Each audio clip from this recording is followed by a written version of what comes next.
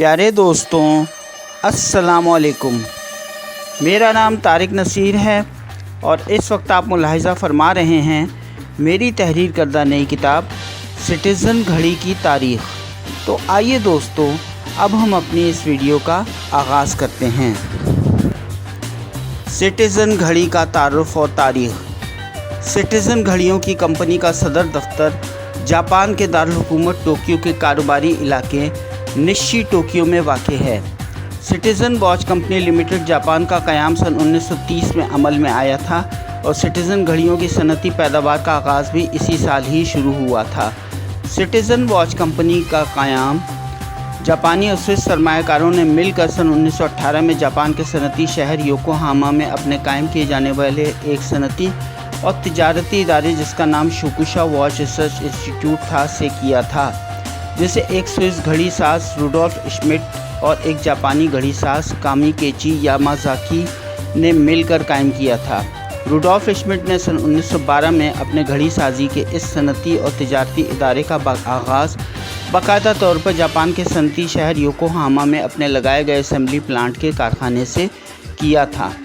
سن 1918 میں روڈولف شمڈٹ نے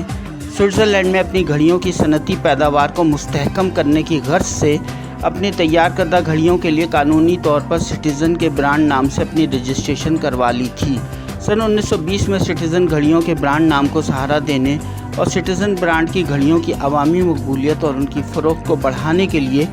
جاپانی دور بادشاہت، جسے شووا کا دور حکومت بھی کہا جاتا ہے، جو سن 1926 سے لے کے سن 1989 کے دوران جاری رہا تھا، اور جو کہ بادشاہ تائشو، جن کی بادشاہت کا دور حکومت سن 1912 سے لے کر 1926 کے دوران جاری رہا تھا، اور ان کی بادشاہت کے دوران ایک مشہور جاپانی سیاستدان، طبیب اور بادشاہ تائشو کے ایک وزیر جن کا نام کاؤنٹ گوٹو شنپے تھا، انہوں نے سٹیزن گھڑیوں کی جاپانی عوام میں مقبولیت کو بہتر بنانے اور ان کی فروخت کو بڑھانے میں اہم کردار ادا کیا تھا، اور انہوں نے دوسری عالمگیر جنگ، جو کہ سن 1939 سے لے کے سن 1945 تک کے دوران جاری رہی تھی، تک سوئٹزرلینڈ سے جاپان تک گھڑیاں بنانے کی جدید ترین ٹیکنالوجی کو منتقل کروانے میں بھی بے حد اہم کردار ادا کیا تھا۔ سٹیزن کی ایٹمی گھڑی کی ایجاد۔ سن 1993 میں citizen watch company limited Japan نے دنیا کی سب سے پہلی ملٹی بینڈ ایٹمی گھڑی ایجاد کی تھی، اور یہ گھڑی اس قدر خاص اور خوبیوں والی تھی کہ اس شاندار گھڑی میں 10 لاکھ سالوں میں صرف 1 سیکنڈ کا ہی فرق آ سکتا تھا۔ سن 2010 میں citizen watch company limited Japan نے اپنی تیار کردہ گھڑیوں میں ایک 3 پرونگ کوارٹز کرسٹل ٹورسینل ریزونیٹر اور ایک کرونو ماسٹر کی مشین متعارف کروائی تھی، اور اپنی گھڑیوں میں ان دونوں مشینریوں کی تنصیب شروع کی تھی، جن کی تنصیب سے سٹیزن کمپنی کی تیار کردہ گھڑیوں میں وقت کو درستگی سے دکھانے کی کارکردگی میں مزید بہتری آ گئی تھی۔ لیکن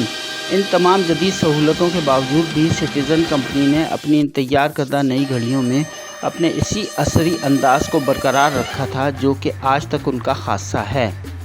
سٹیزن کی تمام گھڑیوں میں اسٹیل کے بریسلٹ، چین، کلپ، ہک اور لیدر اسٹریپ لگائے جاتے ہیں، جنہیں پش بٹن ڈپلائمنٹ کلیسپ یا DCP بھی کہا جاتا ہے۔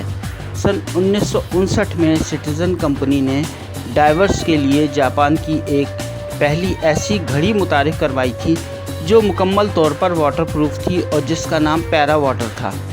سن 1982 میں سٹیزن نے ڈائیورس کے لیے اسی پیرا واٹر واچ کا ایک اور بہتر پروفیشنل ماڈل متعارف کروایا تھا جس کا نام پرو ماسٹر میرین تھا۔ اس ماڈل میں 1300 میٹر تک پانی کی گہرائی میں جانے اور اس کا دباؤ برداشت کرنے کی صلاحیت موجود تھی،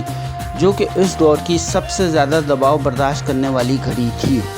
سن 1989 میں سٹیزن کمپنی نے اپنے فیوگو ماڈل کی ڈائیورس پیرا واٹر واچ متعارف کروائی تھی، جو کہ سٹیزن کی سب سے مشہور ترین گھڑی کہلائی جاتی ہے۔ سن 1989 ہی میں سٹیزن کمپنی نے اپنی ایک ایکو ڈرائیو ماڈل واچ، یعنی ہتھیلی کی حرکت سے اسپرنگ ریچارج ہونے والی گھڑی، اور ایک سولر پینل ماڈل واچ، یعنی سورج کی حرارت اور روشنی سے بیٹری ریچارج کرنے والی گھڑی متعارف کروائی تھی، جس کا نام Q&Q اسمائل سولر واچ تھا۔ سن 1985 میں سٹیزن نے زین نوبلیا کے نام سے اپنی ایک انتہائی دبلی پتلی گھڑی کا ماڈل متعارف کروایا تھا، इस घड़ी की सनती पैदावार सन 1986 से लेकर 1997 तक जारी रही थी। सिटीजन कंपनी ने घड़ियां बनाने के साथ साथ दीगर इलेक्ट्रॉनिक आलात जैसे कि calculator, hand held television, hand held electronic games और कंप्यूटर प्रिंटर की भी सनती पैदावार शुरू की थी। सन 1990 में सिटीजन कंपनी ने अमेरिका की कॉम्पैक्ट कंप्यूटर कॉरपोरेशन के इश्तराक से कंप्यूटर नोटबुक्स की भी सनती पैदावार शुरू की थी। 10 जनवरी सन 2008 को सिटीजन कंपनी ने न्यूयॉर्क अमेरिका की सन 1875 में कायम होने वाली बुलोवा वॉच कंपनी को $250 मिलियन में ख़रीद लिया था, जिसके बाद सिटीजन वॉच कंपनी दुनिया की सबसे बड़ी घड़ी साज कंपनी बन गई थी। सन 2016 में सिटीजन वॉच कंपनी ने जेनेवा स्विट्ज़रलैंड की एक और बड़ी घड़ी साज कंपनी फ्रेडरिक कॉन्स्टेंट को, जो कि सन 1988 में कायम की गई थी, उसको भी ख़रीद लिया था। सिटीजन वॉच कंपनी की घड़ियों को US ओपन टेनिस चैम्पियनशिप के 1993 से लेकर सन 2017 के दौरान होने वाले मुकाबलों की सरकारी घड़ी और सरकारी टाइम कीपर रहने का एजाज़ भी हासिल रहा है। सिटीजन वॉच कंपनी की घड़ियों को वर्ल्ड फिगर स्केटिंग चैम्पियनशिप के मुकाबलों के दौरान सरकारी स्पॉन्सरशिप का दर्जा भी हासिल है।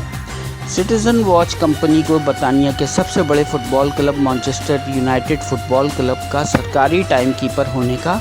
एजाज़ हासिल है। सिटीजन वॉच कंपनी को कनाडा के शहर टोरंटो की ice hockey team Toronto maple leaf के स्कोशिया बैंक अरीना में होने वाले मुकाबलों में सरकारी स्कोरर और टाइम कीपर होने का एजाज़ हासिल है। सिटीजन वॉच कंपनी को Walt Disney world, Disneyland, Tokyo Disney resort, Disneyland Paris, Hong Kong Disneyland और शंघाई डिज्नी रिजॉर्ट का भी सरकारी टाइम कीपर होने का एजाज़ हासिल है। ख़त्म शुद।